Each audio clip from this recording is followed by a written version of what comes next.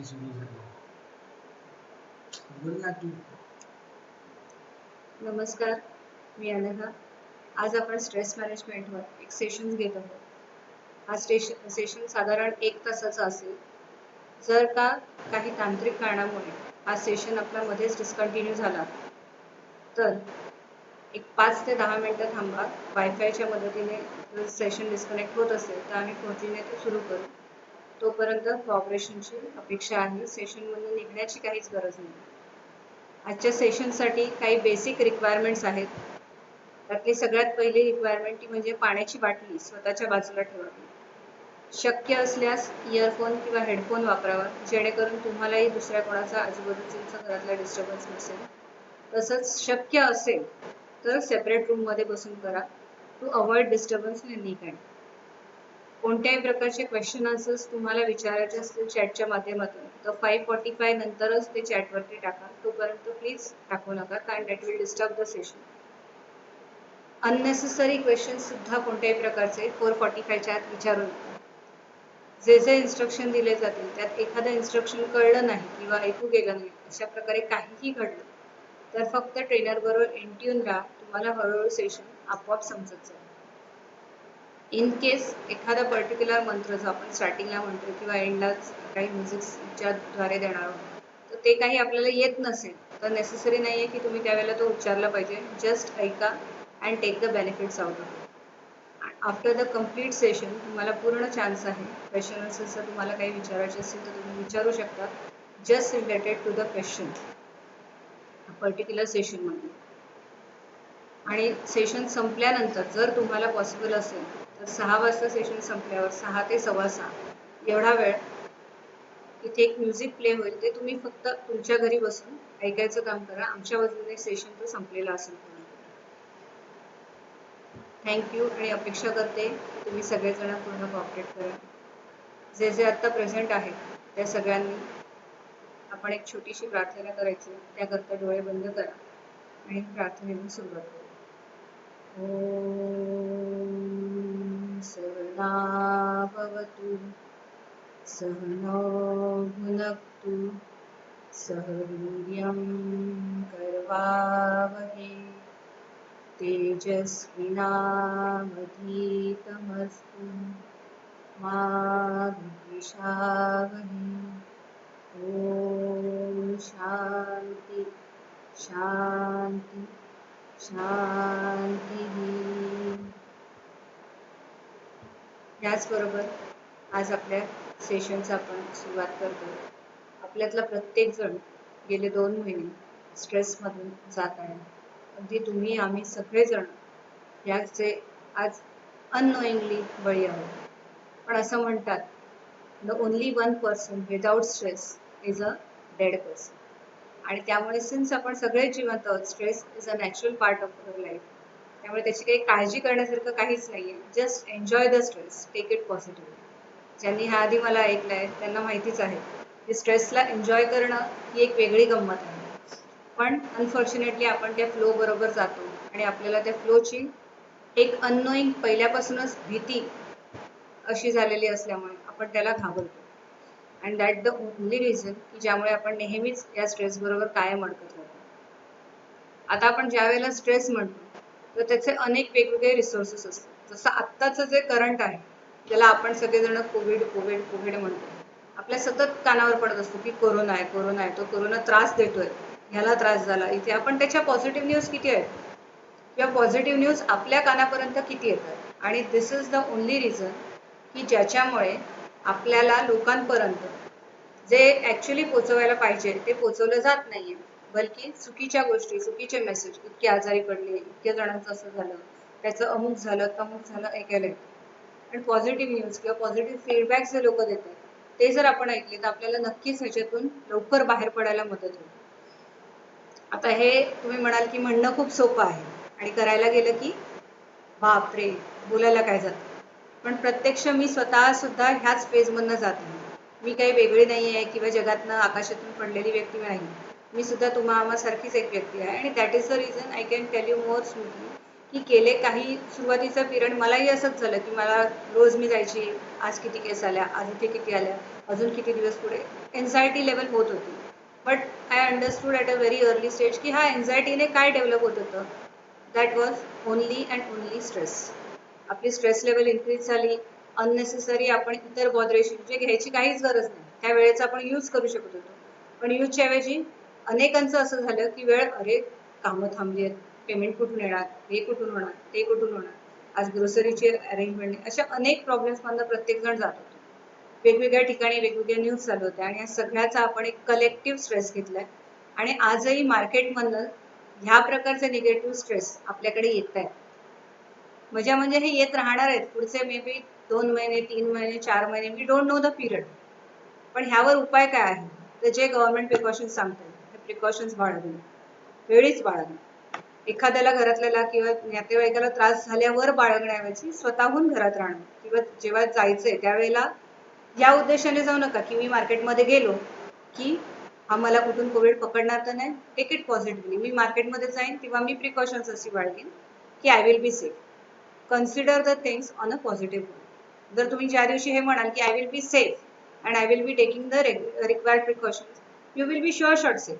पण जर तुम्ही हे म्हणाल की मी बाहेर जातोय, मी एवढे प्रिकॉशन्स घेतोय, मला त्रास तर नाही होणार, then what will happen is नक्कीच तुम्हाला त्रासाला फेस करावं लागेल. बिकॉज यू आर अट्रॅक्टिंग त्रास, you are attracting tension, you are attracting covid. आणि हेच रिझन असेल की जे तुमच्या इम्युन पॉवरवरती पण इफेक्ट करणार. आता अनेक वेगवेगळ्या आपल्याला न्यूज येतात की अमुक घडलं तमुक घडलं, तर डोंट रिॲक्ट ऑन एव्हरीथिंग.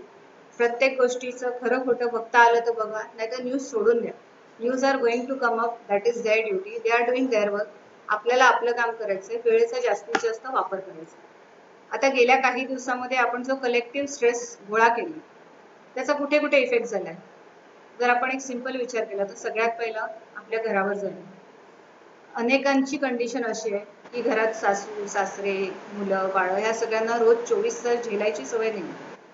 आता झेलायची सवय नाही असं मी स्पेसिफिक वर्ड म्हणतो. द रिझन बिहाइंड दॅट, आज खरंच प्रत्येकाला ती गरजच असते असं नाही की बाबा एवढा वेळ याला दिला तेवढा वेळ त्याला, पण आज समोरासमोर असल्यामुळे आपल्याला हसत मुखाने प्रत्येकाबरोबर राहायचं. आता ज्या वेळेला आपण म्हणणार हसत मुखाने राहायचंय, व्हॉट इज द थिंग की तुम्हाला इच्छा असो मनामध्ये किंवा नसो, you have to be a good person, you have to give a big good personality in your family, तर रिलेशन चांगले राहते. पण अनफॉर्च्युनेटली आपलं काय होतं, आपल्याला प्रत्येक जण कुठेतरी स्ट्रेसवर व्हायब्रेट होतो आणि मग तो स्ट्रेस आपण एकमेकांवर काढतो. आणि हा काढला गेलेला स्ट्रेस हा आता तुम्हाला नाही जाणवणार जेवढा तुम्हाला लॉंग रन मध्ये जाणवतो. And that is the reason you have to be aware. कुठल्याही प्रकारची रिॲक्शन घेण्याऐवजी always take a pause, think on it for the second time. मी समोरची व्यक्ती अशी का वागते, मी नेहमी आधी पण सांगत आले की समोरची व्यक्ती अशी का वागते यावर जेव्हा तुम्ही थोडीशी नजर टाकाल तेव्हा ऑटोमॅटिकली काय बेनिफिट होणार आहे की तुम्ही त्या व्यक्तीला त्या प्रकारे वागताना बघाल पण त्याच्यावर लगेच रिॲक्ट नाही कराल. त्यामुळे तुमचे हायपर ऍक्टिव्हिटीज कमी होतील. ऍट द सेम टाइम तुम्हाला सुद्धा एक थोडासा ब्रिदिंग पिरियड मिळेल, त्या व्यक्तीला ब्रिदिंग पिरियड मिळेल एखादी गोष्ट शांतपणे समोर मांडायची. नाही तर ऑलवेज ज्या वेळेला भांड्याला भांडं सडनली लागतं त्यावेळेला त्यातनं नाद हाय होणारच आणि आपण एक्झॅक्टली अनेकदा अननोइंगली हीच गोष्ट करत असतो. दुसरं रिझन आज जो सगळ्यांचा मेजर इश्यू आहे that is finance. To be fact हा फायनान्सचा रिझन सुद्धा सगळ्यांबरोबर कॉमन आहे. मग तो किती श्रीमंत असो कितीही गरीब असो, कारण जेवढा जो श्रीमंत तेवढे त्याचे एक्सपेंडिचर, जेवढा जो गरीब तेवढे त्याचे इन्कम. सो इक्वली हा प्रत्येकाला त्याच्या त्याच्या लेवलवर त्रास देतो. तिसरा, ज्यांची मुलं काही हायर स्टडीज करतायत, ज्यांची मुलं फॉरेन कंट्रीजमध्ये आहेत अशांना, किंवा ज्यांची मुलं 10वी 12वीला आत्ता गेलेली आहेत, या सगळ्यांना ह्या गोष्टीचं आज टेन्शन आहे की आपल्या मुलांचा अभ्यास कसा होईल, त्यांना अभ्यासामध्ये इश्यूज तर नाही येणार, शाळेत मिस होते, शाळेत चालू झाल्यावरती आपण पाठवलं तिथे मुलांना इन्फेक्शन लागलं तर, असे अनेक issues. In fact what a single word I want to say, आपण एका अशा व्हायब्रेटिंग फ्रिक्वेन्सीवर व्हायब्रेट होतोय तिथे आपण सतत सतत सतत कोणते विचार करतोय तर निगेटिव्ह विचार करतोय. त्यानंतर ह्या सगळ्याचा इफेक्ट अजून कशावर होतो, ज्यांचे बिझनेस आहेत नो डाऊट बिझनेसवर होणार आहे, नोकरी धंद्यावर होतोय. काही ठिकाणी एक सगळ्यात मोठा इश्यू येतो म्हणजे आपल्यातले रिलेशनशिप्स. मग relationship with anybody in the family असेल, बिझनेस असेल, बॉस बरोबरचे रिलेशनशिप असेल, ह्या सगळ्या गोष्टींवर परिणाम नोईंगली अननोईंगली होतो आणि हा होणं फक्त आणि फक्त आपण थांबवू शकतो. आता हा का होत असतो त्याचं सगळ्यात पहिली गोष्ट, आपलं माइंड पूर्णपणे ट्रॅप झालेलं आहे. कुठल्या वर्डने? न उच्चारलेलं जास्त बरं असं मी म्हणेन. तो वर्ड आहे सिम्पल, दॅट इज कोविड. पण तरी मी सांगते की आपण सतत आपल्या डोक्यात एकच आहे की कोरोना कोरोना, अरे काहीतरी या कोरोनाचं करोना अशी कंडिशन झाली. पण आपल्या हातात आहे का काही करणं? नाही. आपल्या हातात आपल्याला सांभाळणं, आपल्या कुटुंबाला सांभाळणं आणि आपल्यामुळे दुसऱ्याला त्रास होणार नाही हे एक सगळ्यात महत्वाचा नियम पाळणं. सेकंड, अनरिअलिस्टिक जे काही एक्सेप्टेशन्स आहेत आपले, की काहीतरी गव्हर्नमेंटने काहीतरी करावं, काहीतरी जगातनं जादू व्हावी, पावसाळा होऊच नये किंवा अनेक अनेक अनेक खूप धमाल धमाल गोष्टी आज फेसबुकवर आपल्याला बघायला मिळतात, लोकांच्या वेगवेगळ्या कमेंट्स बघायला मिळतात. तर ह्या सगळ्या अनरिअलिस्टिक एक्सेप्टेशन्स ठेवण्यापेक्षा प्रॅक्टिकली आपणही त्या समोरच्या व्यक्तीच्या जागेवर जाऊन पाहावं आणि बघावं की आपल्याला खरंच किती पॉसिबल आहे. आपण जर ती व्यक्ती असते तर आपण किती करू शकतो. आज एखादा बॉस पगार देत नसेल तर instead of considering that boss की नाही हा काय 1 महिना पोचू शकत नाही, 2 महिने पोचू शकत, आज अशा रिएक्शन्स मी पाहिले आहेत की काय मालकाला 2 महिने काळजी करता येत नाही. But see at the place of the owner, खरंच त्याला पण काही आउटगोइंग्स असतील, त्यालाही इन्कमिंग येत नसतील, then how will he do. So प्रत्येक कॉईनच्या दोन्ही बाजू थोड्या थोड्या बघायला शिका, हे एक मी याच्यात सजेशन देईन. कुठलीही गोष्ट पर्सनली घेऊ नका. आता तुम्हाला एखादा या सगळ्या वातावरणात घरातला असो दारातला असो जो आपल्या कॉन्टॅक्टमध्ये येतोय अशी व्यक्ती जर अचानक काही कारणाने तुमच्यावर चिडचिडली, मुलांची आणि तुमची अनबन झाली किंवा आता जर इथे कोणी मुलं असतील, आय थिंक सगळेच मोठे आहेत आपण, तर जे जे कोणी आहेत तर त्या सगळ्यांना मी हे एक सजेस्ट करेन की कुठलीही गोष्ट पर्सनली घेऊ नका. Before taking a particular thing to your personal level, see की ही परिस्थितीमुळे ती व्यक्ती चिडचिडली किंवा परिस्थितीमुळे त्या व्यक्तीने अशी रिॲक्शन दिली का, काही अजून कारण. आणि पर्सनली घेण्याआधी सुद्धा पुन्हा एकदा हे बघा की आपली खरंच काही चूक होती का, आणि असेल तर again I will always say की गिल्ट मानू नका. तर त्यातून नेक्स्ट टाइम आपण ती चूक करू शकणार नाही, एवढंच प्रिकॉशन स्वतःसाठी. नाही तर बरेचदा असं होतं आपल्याला जेव्हा आपली चूक रिअलाइज होते व्हॉट हॅपन्स इज आपण त्यातून गिल्टच्या फॅक्टरमध्ये निघून जातो. सो अवॉइड गिल्ट, हे मी एक नेहमीचं माझं ब्रीदवाक्य सांगेन. Then all or nothing to think. एक तर दुनियावरचा सगळा कचरा, जणू सगळी टेन्शन्स आपल्यासाठीच. We sometime react in this way. म्हणजे कचरेवाला नाही आलं माझ्या डोक्याचं टेन्शन, पाणी नाही आलं माझ्या डोक्याचं टेन्शन, घरात भांडी नाहीत माझं tension. Try to share your work. आज घरात सगळेजण अवेलेबल आहेत, प्रेमाने सांगितलं, प्रेमाने मांडली एखादी गोष्ट तर तुम्ही तुमच्या लहान मुलांना सुद्धा ह्या गोष्टी शिकवू शकता. आपण जेव्हा म्हणतो की we want to follow the foreign countries, are we actually following the things की जे फॉरेनमध्ये आज तुम्ही जर बघाल काही कंट्रीजमध्ये लहान मुलाला शाळेमध्ये सुद्धा त्याचा फ्लोअर स्वीप करायला लावलेला. That is not a punishment. त्या कंट्रीजमध्ये मुलांवर झालेले ते संस्कार आहेत. आपण करतोय का हे संस्कार? नाही. आणि मग आज ह्या कोविडच्या परिस्थितीमध्ये गेल्या काही महिन्यामध्ये आपल्याकडे घरामध्ये इलेक्ट्रिशियन नाही आहे, केस कापायला न्हावी नाही आहे. मी आज कालच एक आमच्या ग्रुपमध्ये एका मेसेज आलेला की आज आम्ही इतके स्वावलंबी म्हणे झालोय की प्रत्येक काम आमचं आम्ही करू लागलोय, भांडीवाले झालो, वडापाव तळू लागलो, हे करू लागलो, ते करू लागलो. But there was some negative tonality in that message की लाईक म्हणजे हे सगळं आम्ही करतोय तर आता आम्ही इतके आत्मनिर्भर झालो की आता आत्मा आणि निर्भय सगळं सेपरेट व्हायची वेळ आली. So don't take the things in a negative manner, instead to take these things in a positive manner. कारण कसं आहे की ज्या वेळेला आपण म्हणतोय की आपण हे करतोय ते करतोय म्हणजे आपण सगळं करतोय, we are not doing anything, we are just accepting the situation and enjoying it. आता बरेच जण एन्जॉय करत नसतील त्यामुळे त्यांना असं वाटेल की अरे एन्जॉईंग इट म्हणते ही काय जास्तच आरामात दिसते. तर it is nothing like that. प्रत्येकाला प्रॉब्लेम आहेत, घरात लहान मुलं असतील तर प्रचंड चिडचिड आहे. पण आपल्याला ह्या सिच्युएशनला एन्जॉयबली घेतलं तर आपल्यालाच त्रास कमी होतो. आपण त्रास स्वतःला करून घेतो आणि म्हणून आपल्याला त्रास होतो. यानंतर एक ते म्हणजे एक रिजिड थिंकिंग. आज कोविडमुळे असं झालंय ना की एखाद्याच्या घरात हार्टचा पेशंट आला. आमच्या सोसायटीतलीच मी एक गोष्ट सांगली. एक आजी आलेले होते 77 वर्षाचे आणि त्यांना काही त्रास झाला आणि विदिन 6 अवर्स त्या गेल्या. पण त्या फॅमिलीकडे पहिलंच बघितलं गेलं. मुंबईवरनं आजी आल्या, ही सोसायटी ह्या बाईमुळे प्रॉब्लेम झाला आणि खूप रिलेशनशिप प्रॉब्लेम झाले, काही झाले, 8 दिवस सोसायटीचं ॲटमॉस्फिअर बिघडलं. इन्स्टेड ऑफ दॅट प्रत्येक गोष्टीची जोपर्यंत शहानिशा होत नाही तोपर्यंत एकमेकाकडे वाईट नजरेने बघू नका. आणि परत परत गव्हर्नमेंट पण आपल्याला सांगते की कोविड हा असा काही आजार नाही की त्या व्यक्तीला एकदम बाजूला टाकलं पाहिजे. सिंपल भाषेत बोलायचं, तोही माणूस आहे, त्यालाही एक जस्ट आजार झालाय आणि त्या आजारातून तो बरा झाल्यावर ही इज ओके. जे आहे हे नैसर्गिक घडतंय, ह्याला आपल्या हातात जो कंट्रोल नाहीये त्याच्यावर उगाच एक्स्ट्रा रिएक्शन्स देऊ नका. प्रत्येकाशी सर्वप्रथम माणूस म्हणून वागा आणि त्या रिलेशनशिप्सला जास्तीत जास्त जपायचा प्रयत्न करा. जितकं शक्य आहे तितकं शेजाऱ्या पाजाऱ्याची तरी आपल्याला मदत करणं शक्य आहे तर ती करत जा. त्यानंतर एक सगळ्यात इम्पॉर्टंट पॉइंट तो म्हणजे पॉझिटिव्ह स्ट्रेस. आज आपल्यावर जो काही स्ट्रेस येतोय ना यात आपण मॅक्झिमम जर कलेक्शन, तुम्हाला मी थोड्या वेळाने आपण काही एक्सरसाइजेस करणार आहोत तेव्हा तुम्हाला लक्षात येईल की तुम्ही हा जो स्ट्रेस कलेक्ट करताय त्यातला मॅक्झिमम स्ट्रेस हा कशा पद्धतीचा करताय तर निगेटिव्ह स्ट्रेस तुम्ही स्वतःवर कलेक्ट करताय. तर आपण जर ह्या स्ट्रेसला पॉझिटिव्ह स्ट्रेस म्हणून कलेक्ट केलं. पॉझिटिव्ह स्ट्रेस म्हणजे काय म्हणाल तुम्ही? एक सिंपल एक्झाम्पल देते की आपल्याला जे 4-5 पेंड्युलम आहेत तर त्यांना आपण जोपर्यंत एका पेंड्युलमला खेचून ढकलत नाही तोपर्यंत उरलेले पेंड्युलम काही हलत नाही. आता उरलेले पेंड्युलम हलत नाहीत म्हणजे पहिल्या पेंड्युलमने जो स्ट्रेस घेतला आणि आपण त्याला सोडलं त्याच्यामध्ये जो एनर्जी फ्लो झाला तो that gave a positive stress to the entire thing.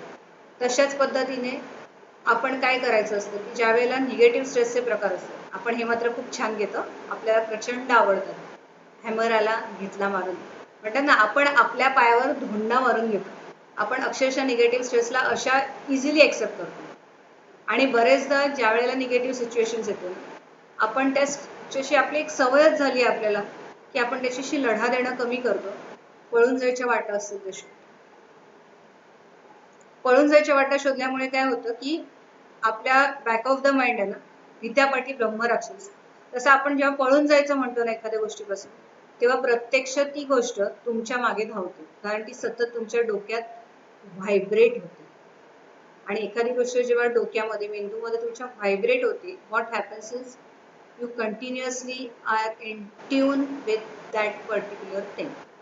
मग जेव्हा तुम्ही एखाद्या गोष्टीबरोबर ट्यून राहणार तेव्हा काय होणार तर नॅचरली तुम्ही त्या गोष्टीला तुमच्या आयुष्यात अट्रॅक्ट करा.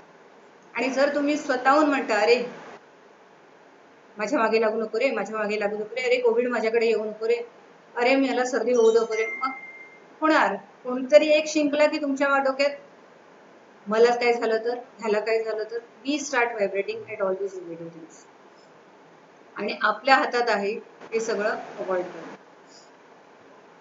आता हे सगळं जेव्हा करत आहोत त्यावेळेला वर्स्ट टू वर्स्ट काय होणार, सगळ्यात वर्स्ट सिनेरिओ काय असेल आपल्या तर आपल्यातला कोणी अनफॉर्च्युनेटली कोविडचा पेशंट होऊ शकतो. त्या कोविड मधनं बरे झालेले किती टक्के लोक आहेत? 80, 90, 95% पर्यंत बरे होते. मग 95% जर बरे होत आहेत तर वाय शुड वी बॉदर? फक्त एवढंच लक्षात घ्या की आपणही बरे होऊ शकतो. Take it that positive. एक काळ होता ज्या वेळेला मोठमोठे आजार तर लोक बरे होत नव्हते, तो आजार झाला की लगेच टेन्शन. पण आज कॅन्सर सारख्या आजारातूनही माणूस बाहेर पडू शकतो. तर ह्या सगळ्याचा जर रेशो आपण बघितला तर त्याच्या पुढे covid is nothing. But unfortunately we are made to vibrate at a frequency of fear. Frequency of fear मी ह्या करता म्हणते की आपण खरोखरच एका प्रचंड भीतीच्या वातावरणातून सध्या गेले काही दिवस आपल्याला नेलं जात आहे. जेवढा पण न्यूज चॅनल्स आहेत किंवा इतर मीडियाज आहेत ते आपल्याला सतत ह्या गोष्टीबद्दल भीती जास्त घालतात आणि ह्या भीतीमुळेच आपण अनफॉर्च्युनेटली निगेटिव्हली ह्या सगळ्या सिच्युएशन्सला बघतोय, त्याच्या आउटपुट्सला पण निगेटिव्हली बघतोय. अनेकांना आज ही भीती आहे की 18 तारखेनंतर चुकून चालूच झालंच. मी चुकून चालू झालंच म्हणते कारण आपल्यालाही माहिती आहे किती चालू होऊ शकतं किंवा कितपत चालू होऊ शकतं. तर चुकून चालू झालंच तर प्रत्येकाला ह्या गोष्टीची भीती आहे की बाहेर गेल्यावर मला तर काय होणार नाही, न गेलं तर बरं. परत ही भीती आहे नाही गेलं तर पगार नाही मिळणार, नाही गेलं तर माझी कामं नाही होणार, नाही गेलं तर शाळा कॉलेजचा अभ्यास कसा होईल मुलांचा. And we are naturally going to go into it after something. मी काही वेळेला मी एक मेसेज बघते की कोविड बरोबर जगायला शिका. आता ज्या वेळेला हा मेसेज माझ्या डोळ्यासमोर येतो ना त्यावेळेला परत एक प्रश्न असा उभा राहतो की कोविड बरोबर जगायला शिका म्हणजे कोविडला घेऊन जगायला शिका व कोविडला त्याच्या जागी राहू देत आणि आपलं आयुष्य जगायला शिका. कळते मला काय म्हणायचं? इथे एक खूप छोटीशी लाईन आहे. लोक म्हणतात कोविड बरोबर जगायला शिका. इथे आपल्याला कोविड बरोबर जगायचं नाही. Let the covid be at its own place. आपल्याला आपलं आयुष्य पॉझिटिव्हली शिकायला आणि बघायला पाहिजे. आता ह्यात मी एक छोटीशी गोष्ट ऍड करेन. काही जणांनी गेल्या 2 महिन्यात अशा बऱ्याच चांगल्या घटना सुरू केल्या आहेत, स्वतःवर हॅबिट्स लावल्यात, की खाणं-पिणं सुधारलंय. बऱ्याच जणांचं बाहेरचं खाणं, बऱ्याच जणांचं काय मी तर म्हणेन ऑलमोस्ट सगळ्यांचंच बाहेरचं खाणं थांबलेलंच आहे. तर जर आपण या सगळ्या गोष्टी घरात मॅनेज करू शकणार असू आणि बाहेरचं खाद्य पदार्थ अवॉइड करू शकत असू, तर we can always keep our self healthy. At the same time आपल्या फॅमिलीला आपण हेल्दी करू शकतो. त्याचबरोबर एक ॲडिशनल गोष्ट ती म्हणजे शक्य असल्यास रेग्युलर बेसिसवर जी जमेल ती एक्सरसाइज करा. मग अगदी काहीच नाही जमत म्हणत असेल तर उड्या मारा. खालच्याला त्रास झाला तर त्यालाही सांगा उड्या मारल्याने बरोबर, की तोही खुश राहील. डोंट वरी अबाउट की आम्ही वरच्या माळ्यावर राहतो मग खालचे दणक ते फ्लॅट म्हणून आवाज करतात. त्यांनाही सांगा बाबा असे वाढण्याऐवजी असे वाढले. त्यामुळे कारण असे वाढल्याने काहीच होणार नाही. मला बरेच जण म्हणतात तू अजून आहेस तशीच आहेस, काही बारीक झालीस पण जाड नाही झाली. कारण खरं आहे, टू द फॅक्ट पहिल्या 15 दिवसात मी तुमच्यासारखा स्ट्रेस घेतला की काय होणार. म्हणजे माझी जी फील्ड आहे ही फील्ड ही माझी April May June is my source of income कमवण्याची सीझन. आणि अख्खा सीझन मी मस्त घरी बसले. सुरुवातीचे 10-15 दिवस मी रोज बघत होती, ऑपरेट करत होती. I was also unfortunately in tune with the Covid. पण त्यानंतर मला रिअलाइज झालं अरे देवाने तर मला ज्या अनेक गोष्टी करायच्या होत्या त्यासाठी संधी दिली. आणि तुम्ही जर माझ्या यूट्यूब चॅनलवर जाल किंवा माझ्या वेबसाईटवर जाल तर गेल्या 1.5 महिन्यामध्ये मी अनेक ब्लॉग जे लिहायचे ठरवले होते ते लिहिले नव्हते. अनेक सबलिमिनल, आता सबलिमिनल म्हणून मी काही व्हिडिओज बनवते, माझ्या दोन्ही चॅनल्सवर आहेत ते. एक प्रज्ञान इन्स्टिट्यूट ऑफ एक्सलन्सचं चॅनल आहे ज्याच्यावर मी आज जवळजवळ 50 सबलिमिनल व्हिडिओज लोकांसाठी अवेलेबल केले आहेत. 5 मिनिटाचे व्हिडिओ क्लिप सकट आहेत. MP4 मध्ये ते अवेलेबल आहेत जे फ्री आहेत. त्याचे कोणाला आवडले, त्याचे रिझल्ट्स मिळाल्यानंतर जर कोणाला ते बाय करायचे असेल, कारण जनरली तो व्हिडिओ 1 तास तरी माणसाने ऐकावा, म्हणजे कमीत कमी तर अर्धा तास ऐकावाच, पण 1 तास ऐकला आणि 21 दिवस रोज ऐकलं तर त्याचे रिझल्ट्स अगदी स्मूथली तुम्हाला दिसतील. जर तुम्ही त्या चॅनलवर गेलात तर तुम्हाला लक्षात येईल की people are getting the results. आणि अनेक जण आहेत की ज्यांनी माझ्या जुन्या चॅनलवर पण सबलिमिनल म्युझिक पूर्वी ऐकलेले आहेत, तिथून रिझल्ट मिळाले. पण आता यावेळेला काही रिसर्च त्याच्यात मी ऍड केले आहे, काही फ्रिक्वेन्सीज ऍड केल्या आहेत आणि ह्या फ्रिक्वेन्सीजचा बेनिफिट लोकांना मिळतो. कारण आज जवळजवळ 30-40 जण रेग्युलरली माझ्या हा सबलिमिनल म्युझिकचा म्हणतात ना स्वतः प्रयोग करून बघतात आणि दे आर टेलिंग मी की आज आम्हाला खूप छान त्याचा रिझल्ट मिळतोय म्हणून. पण मी प्रत्यक्ष आजपर्यंत कोणाच्या समोर आली नव्हती. म्हणजे इनफॅक्ट आमच्या ऑफिसमधल्या एक होत्या, त्यांनी मला एकदा सकाळी सकाळी फोन केला, मे बी आता ते असतील इथेच याच्यामध्ये. तर त्यांनी मला फोन केला, म्हणाले तुझी आठवण आली. म्हटलं हो का, व्हेरी गुड. मी खुश झाले. म्हटलं कोणातरी आठवण आली कोविडच्या दिवसात. म्हणतात अगं पहाटे 3 वाजल्यापासून झोप उडाली. मी म्हटलं पहाटे 3 वाजता, आता म्हटलं जरा काहीतरी धोका आहे. म्हणजे घंटी एक अशी वाजली की आठवण आली चांगलं आहे, पण पहाटे 3 वाजता जर कोणाला माझी आठवण येत असेल तर रात्री उगाच उचक्या लागायच्या. आपली एक म्हणायची सवय ना, आपल्याला कोणातरी आठवण आली की आपल्याला उचकी लागते. म्हटलं 3 वाजता कोणतरी मला झोपेत न उठवायचं. म्हटलं बाबा ही जरा धोक्याची घंटा आहे. आणि मग त्यांनी मला सांगितलं की माझी मुलगी अशी अशी बाहेरगावी असते वगैरे, आणि मग असं झालं तसं झालं, मला थोडीशी मदत हवी आहे. त्या माझे व्हिडिओ शोधत होते आणि मी आजपर्यंत कधीच लाईव्ह व्हिडिओज कुणाला दिले नाही आहेत किंवा व्हिडिओ शूटही नाही केले. त्याच्या मागे काही रिझन्स आहेत खरं तर, की आता पण जे काही मी प्रॅक्टिकल्स घेणार आहे, आत्ताचं तुम्ही रेकॉर्डिंग जर कोणी करत असेल रेकॉर्ड तर करा, मला काही ऑब्जेक्शन नाही आहे. पण नंतरचा जो सेशन आहे, पर्टिक्युलरली जेव्हा मी डेमो घेणार आहे, तो जर तुम्ही रेकॉर्ड केला तर कृपया तो स्वतःहून नंतर माझ्या ॲब्सेन्समध्ये फॉलो करू नका. कारण आत्ता मी तुम्हाला हेल्प करायला आहे ऑनलाईन, कोणालाही काही वाटलं तर.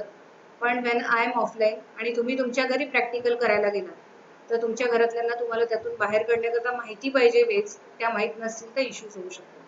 त्यामुळे कोणीही तो पुढचा पार्ट एक तर मी म्हणेन रेकॉर्डच करू नका, कारण हातात असलं की आपल्याला एक आपली टेंडन्सी असते करून बघूया काय झालं तर झालं. So better don't record that particular session. आणि जर केलात तर फक्त तुमच्या इन्फॉर्मेशन करता ठेवा, कुणाला पास करायला ठेवू नका. कारण यात काही गोष्टी अशा असतात की ज्या आपल्या मनावरती ऍक्च्युली टच करतात. आणि माझ्याबरोबर ज्या लोकांनी हा आधी अनेक सेशन्स केले त्यांना अनुभव आहे की प्रॅक्टिकली लोक सेशन्स मध्ये रडतात. मग असं जेव्हा रडायला वगैरे येतं त्यावेळेला ते इमोशन्स त्यावेळेला कंट्रोल करणं खूप गरजेचं असतं किंवा ऍटलिस्ट हँडल करणं गरजेचं असतं. म्हणजे मी तर म्हणते कधी कंट्रोल करूच नाही, हँडल करता याव्या एवढा ट्रेनर समोर असावा, and that is more than enough. आता आपण स्ट्रेसला मॅनेज करायचं आपण म्हटलं बरोबर. तर स्ट्रेसला मॅनेज करण्याकरता सगळ्यात पहिली आपण गोष्ट काय करू शकतो, तर we can change our habits. आता हॅबिट्स चेंज करणं म्हणजे काय, ज्या गोष्टींमुळे आपल्याला स्ट्रेस येतो. स्ट्रेस कशामुळे येतो, विचार केल्यामुळे. आता विचार कोणते, पॉझिटिव्ह विचार केल्याने स्ट्रेस येतो का,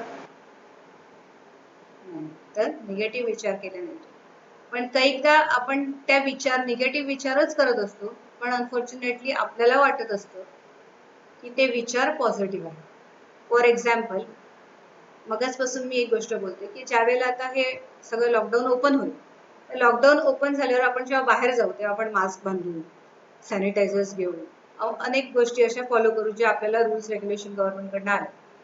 तर विचार बघा आपला पॉझिटिव्ह आहे, but see how it is working. म्हणजे म्हणायला आपल्यासाठी ते पॉझिटिव्ह आहे, but see how we are still going to vibrate on a negative frequency. ह्यात घेण्याची जी गोष्ट आहे ती घेऊन जा. आपण ह्या गोष्टीला स्ट्रेस म्हणून घेणार. म्हणजे एखाद्या दिवशी जर चुकून आपली सॅनिटायझरची बाटली घरी राहिली, तर आपला दिवसभर डोक्यात, अगं तुझ्याकडे ऑफिसमध्ये गेल्यावर सुरू होणार, तुझ्याकडे सॅनिटायझरची बाटली आहे, गाज माझी राहिली, नेमकाच आपल्या फ्रेंडची पण राहिली, अगेन व्हायब्रेशन वाढणार, टेन्शन वाढणार. त्यात ऑफिसमध्ये अजून काहीतरी कमी असेल, किंवा बाहेर आपण ज्या कुठल्या कामाच्या ठिकाणी जातो तिथे अजून काही कमी गोष्टी अवेलेबल झाल्या, ज्या आपल्याला प्रिकॉशन सांभाळायला सांगितलं त्याच्यातलं काहीतरी कमी राहील, तर आपली एन्झायटी लेवल वाढणार. वाढणं थोडंसं नॅचरल आहे, बट ते वाढल्याने काही फायदा होणार आहे का, ह्याचा सगळ्यात पहिला आपण विचार करायला पाहिजे. दुसरा ह्या गोष्टीचा विचार केला पाहिजे की तो स्ट्रेस घेऊन जर आपण दिवसभर जाऊ तिथे राहिलो, तर आपण स्वतः डिस्टर्ब, आपण आपल्या सोबतच्यांना डिस्टर्ब करणार. तिसरी गोष्ट, आपण काही जण आपल्यातले इतके शहाणे असतात, शहाणे एवढे करता म्हणजे आपण कोणीच वेडे नाही आहोत, आपण शहाणेच असतो. तर आपण घरच्यांना फोन करून सांगतो आज माझं हे राहिलं, म्हणजे आपण घरी पोचेपर्यंत घरातली व्यक्ती पण अगेन त्याच टेन्शनवरती असणार आणि त्याच व्हायब्रेशनवर असणार. आज त्यांचं हे राहिलं, त्यांना काय होणार तर नाही. बरं, असं सगळं झाल्यानंतर पुढचे 14-15 दिवस सुद्धा ती व्यक्ती त्याच व्हायब्रेशनमध्ये असणार. त्या दिवशी हे विसरले होते, त्या दिवशी ही विसरली होती, आज काय होईल. 15 दिवस पुढचे सगळ्यांना टेन्शनमध्ये देण्यापेक्षा जे काही छोटे छोटे प्रिकॉशन्स आपण घेऊ शकतो ते आपण स्वतः घेऊ शकतो. म्हणजे आता काही आयुर्वेदिक उपाय किंवा काही होमिओपॅथीचे उपाय आहेत. ॲलोपॅथी मी मुद्दामून उच्चारत नाहीये, कारण ॲलोपॅथीत अजून प्रत्यक्ष कन्फर्म उपायच आला नाही, पण होमिओपॅथी, ॲलोपॅथीमध्ये आणि आयुर्वेदमध्ये असे काही उपाय आहेत की जे तुम्ही घरच्या घरी करू शकता, घरच्या घरी तुमचे प्रिकॉशन्स वाढवू शकता. तर ऑलवेज गो फॉर देम. जर काही राहिलंच, don't bother about it much. जे आपल्या हातात आहे त्याला घेऊन पुढे जा and keep your self positive. त्यानंतर एक महत्त्वाची गोष्ट, we can change what we think about the stressor. त्या स्ट्रेसरवरती विचार करण्याची पद्धत जशी आपण बदलणार, तसंच स्ट्रेसरबद्दल विचार करायची पद्धत सुद्धा बदलायची. ह्या दोन छोट्या छोट्या वेगवेगळ्या गोष्टी आहेत. तर स्ट्रेसरबद्दल विचार करायची पद्धत म्हणजे, कोविड सगळ्यांना होतो का, नाही होत. मग कोणाला होतो, तर एक तर इम्युन सिस्टममध्ये प्रॉब्लेम आहे, कमी आहे, किंवा जे लोक जास्ती एक्सपोज होत आहेत अशा लोकांना, बरोबर, त्या लोकांना होतं. मग ह्या सगळ्यांपासून आपण स्वतःला किती सुरक्षित अंतरावर ठेवू शकतो त्या गोष्टी बघाव्यात आणि पॉझिटिव्हली त्याला घ्यावं आणि आपल्या कामाकडे पॉझिटिव्हली लक्ष द्यावं. कारण ह्या कोविडचं भजन गायल्याने तो आपल्याला काहीही देणार नाही. टू बी फ्रँक, आपल्याला काय करायचं तर आपल्याला आपला इन्कम सोर्स वाढवायचा आहे, आणि किंवा आपल्याला आपले जे काही काम आहेत, घरची व्यक्ती आहे त्याला घरची कामं आहेत, बाहेरची व्यक्ती आहे त्याला बाहेरची कामं आहेत, तर ज्याने त्याने आपलं काम कसं स्मूथली होईल त्यावर कॉन्सन्ट्रेशन वाढवायचं, त्याकडे लक्ष द्यायचं, आणि शक्य असल्यास हे जे काही मीडियाज आहेत त्या सगळ्यांना बाजूला ठेवायचं. We can change the way we think about our coping resources. आता कोप करायचे जे रिसोर्सेस आहेत, मगाचपासून मी तेच सांगितलं की आता कोपिंग रिसोर्सेस मधला एखादा रिसोर्स आपण चुकून विसरलो, तर त्या रिसोर्सला विसरलो सोडून द्या, go ahead with it. Next time थोडीशी अजून काळजी घ्या आणि पुढे जा.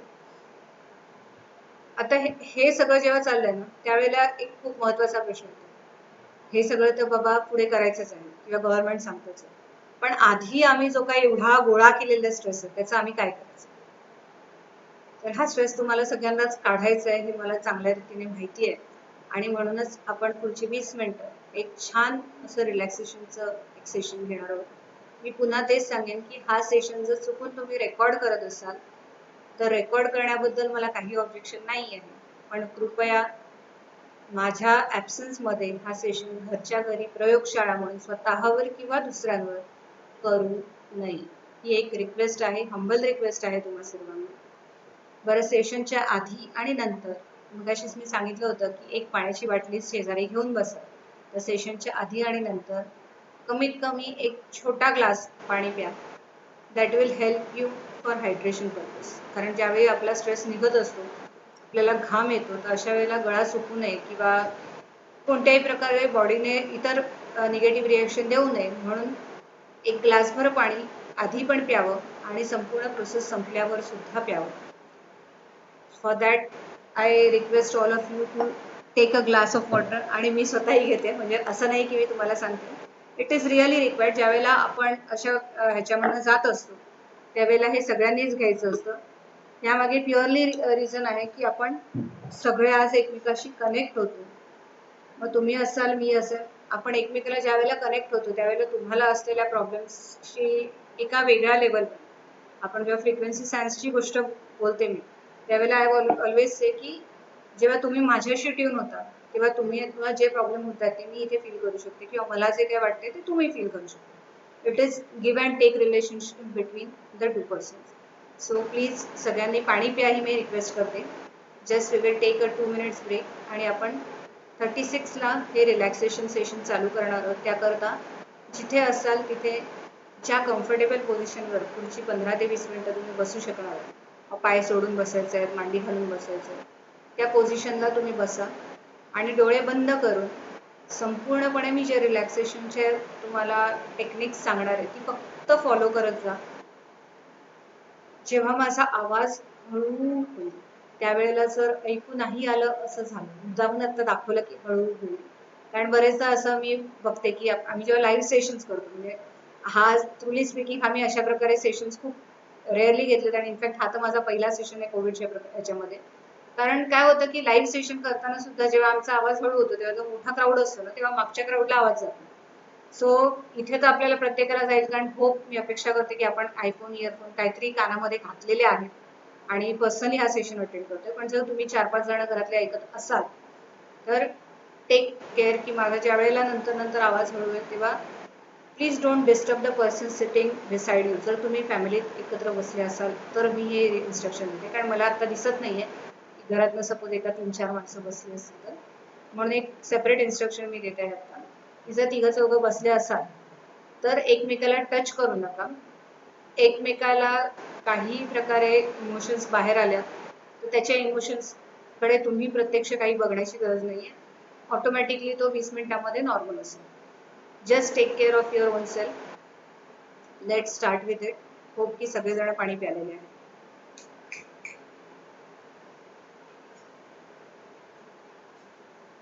स्क्रीन बंद।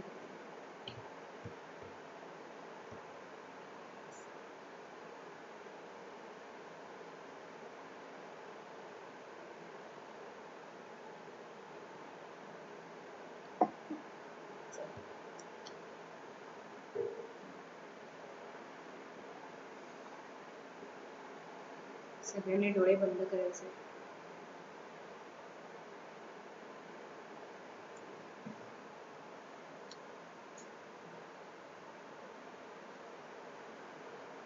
डोळे घट्ट बंद करायचे, म्हणजे चेपून बंद करायचे नाही, तर जस्ट डोळ्यांमधून बाहेरचं काही दिसणार नाही एवढे आपले डोळे बंद करून घ्यायचे।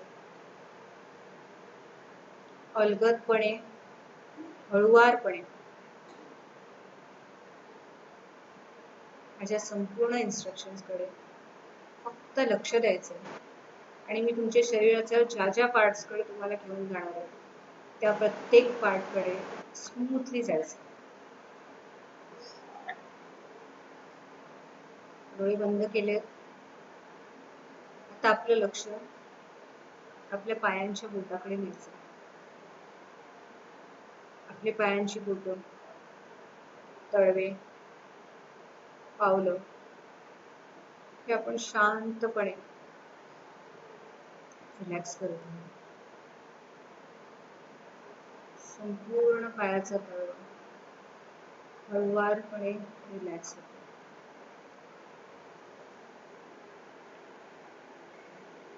हळूहळू आपलं लक्ष आपल्या काफ मसल्स कडे, खालच्या पायांकडे आणायचे.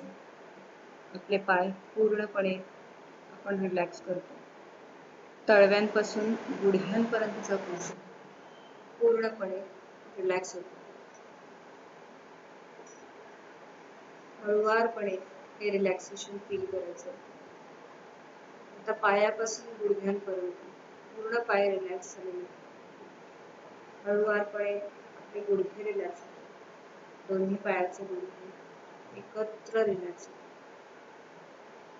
आपल्या दोन्ही मांड्या पूर्णपणे रिलॅक्स होतात. संपूर्ण पाय 100% रिलॅक्स झाले. या रिलॅक्सेशनमुळे तुम्हाला एक तर जडत्व जाणवेल किंवा हलकेपणा जाणवेल. प्रत्येक माणसाला एक वेगवेगळा फिलिंग येईल. काहीही जाणवलं तरी जस्ट गो ऑन रिलॅक्सिंग. त्यानंतर आपण आपले हिप्स आणि कमरेचा भाग पूर्णपणे रिलॅक्स करतो. आता पायापासून कमरेपर्यंतचं संपूर्ण शरीर हळूहळू रिलॅक्स होत जाईल. या रिलॅक्सेशन बरोबर आता तुम्ही तुमचं मन तुमच्या संपूर्ण पाठीकडे आणायचं. संपूर्ण पाठ पूर्णपणे रिलॅक्स होते. पाठीचा कणा, पाठीचे मसल्स संपूर्णपणे तुमचे पूर्ण रिलॅक्स होते. एक एक पेशी त्यातली रिलॅक्स होते. कुठल्याही प्रकारच्या व्याधी असतील त्या तुमच्या रिलॅक्स होतात. त्याच्यावरचा त्रास, त्यात होणारा त्रास सगळं तुमचं हळूहळू निघून जात आहे. हळुवारपणे तुम्ही तुमच्या शोल्डर्सला रिलॅक्स करता. तुमच्या छातीचा पोर्शन, पोटाचा पोर्शन, ओटीपोटाचा पोर्शन पूर्णपणे रिलॅक्स होतो. संपूर्ण रिलॅक्सेशन तुम्ही आता प्रत्येक जण फील करता. या रिलॅक्सेशन नंतर तुम्ही आता तुमच्या हातांकडे तुमचं लक्ष ठेवून जाता. ओटीपोटाच्या बाजूला असलेले तुमचे हात बोटांपासून अंगठापर्यंत पूर्णपणे रिलॅक्स होतात. हात तुमचे आता एल्बो जॉईंट पर्यंत रिलॅक्स होतात. हळुवारपणे एल्बोज पासून शोल्डर पर्यंतचे हात रिलॅक्स होत चालले. तुम्ही संपूर्ण रिलॅक्सेशन फील करू शकता.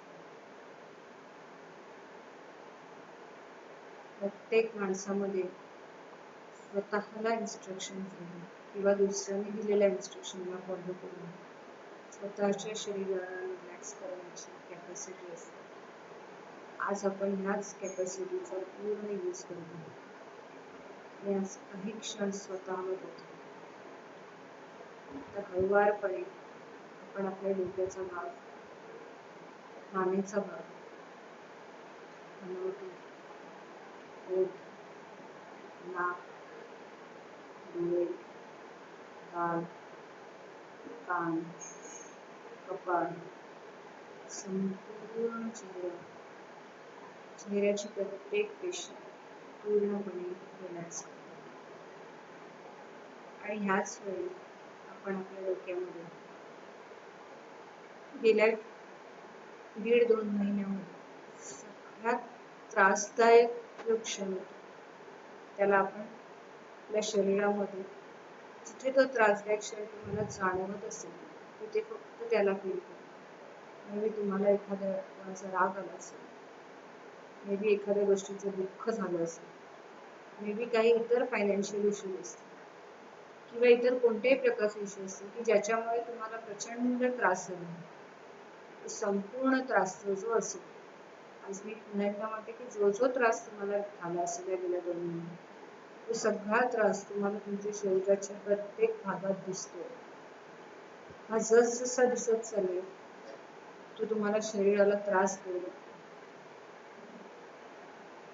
त्याला तुम्ही आता बाहेर काढायचं आणि त्याकरता तुम्ही तुमच्या हातामध्ये शाळेमध्ये आपण जसं खोडरबर वापरायचं तसं तुम्हाला हव्या त्या साईजचा खोडरबर इमॅजिन करा आणि तो खोडरबर तुम्ही तुमच्या हातात धरणार आहात आणि ह्या त्रासाला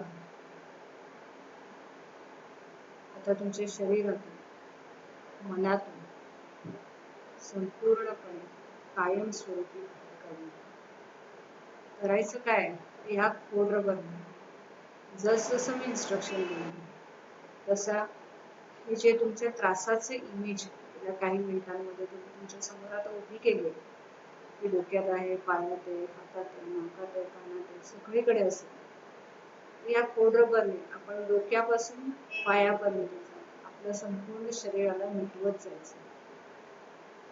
याने तुम्ही मिटत नाही, फक्त तुमचा त्रास कायमस्वरूपी मिटून जातो. जसं लहानपणी झालेल्या चुकांना आपण खोडरबरने पेन्सिलने दिलेल्या चुकल्यावर खोडायचो, त्याच पद्धतीने आपण त्रास संपूर्णपणे खोडणार आहोत आपल्या आयुष्यात. आणि हा आपणच इथे लिहिलेला आहे आपल्या शरीरावर, मनावर आणि आपल्या आजूबाजूच्या वातावरणात. ह्या त्रासाला मिटवण्याकरता हातात रबर घ्या आणि जसं इन्स्ट्रक्शन दिलं तसं वरपासून आपल्या डोक्यापासून पायापर्यंत फटाफट संपूर्ण शरीर फोडत जा आणि संपूर्ण शरीर नाहीसं होऊन जाऊ. शरीर म्हणजे पुन्हा एकदा मी हेच सांगते की शरीरातला हा झालेला संपूर्ण त्रास आपण नाहीसा करत आहोत. सो रबर उचला आणि केसापासून संपूर्ण फोडायला सुरुवात करा. केसाचा भाग, डोकं, डोळे, नाक, कान, गाल सपासप फोडत सुटा. जेवढ्या स्पीडने फोडायचं, जेवढ्या रागाने फोडायचं, तुम्ही का हा घेऊन बसला त्रास? संपूर्ण त्रास तुम्ही सपासप फोडून टाकायचा. छातीपर्यंत आला, पोटापर्यंत आला, हळूहळू पोटापर्यंत फोडत जा. हाताला फोडा, पायाला फोडा, पायाच्या तळव्यांपर्यंतच्या प्रत्येक भागाला फोडा.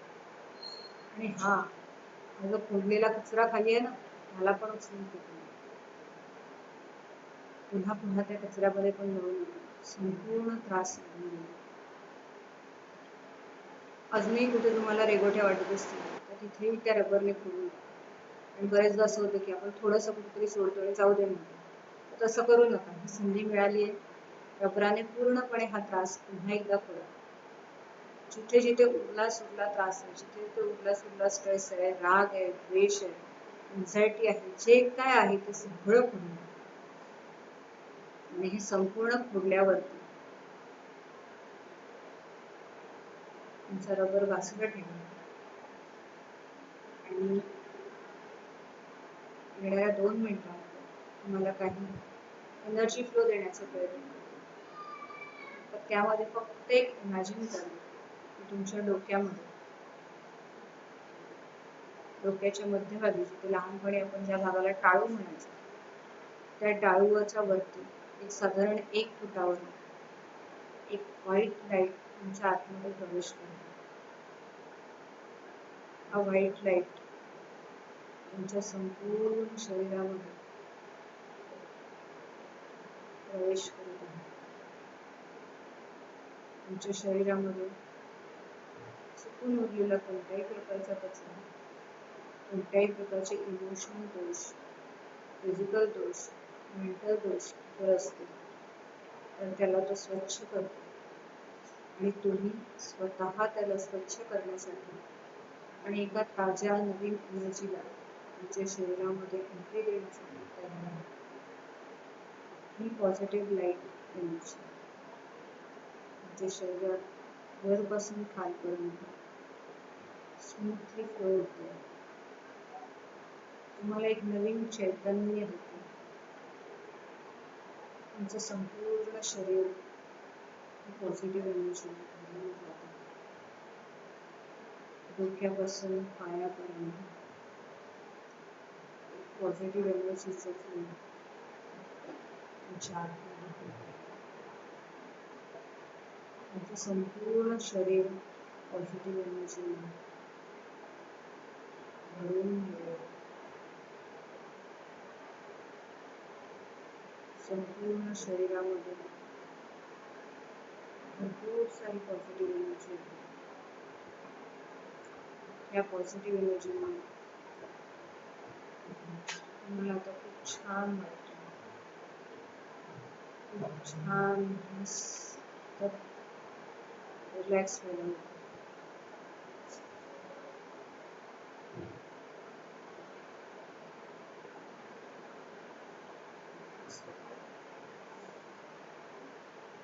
रिलॅक्सेशन, पॉझिटिव्ह एनर्जी तुमच्या शरीरामध्ये फील करत आहे. आपलं सेशन खरं तर इथे संपलेलं आहे, पण ज्या कुणाला कोणत्याही प्रकारचे क्वेश्चन्स असतील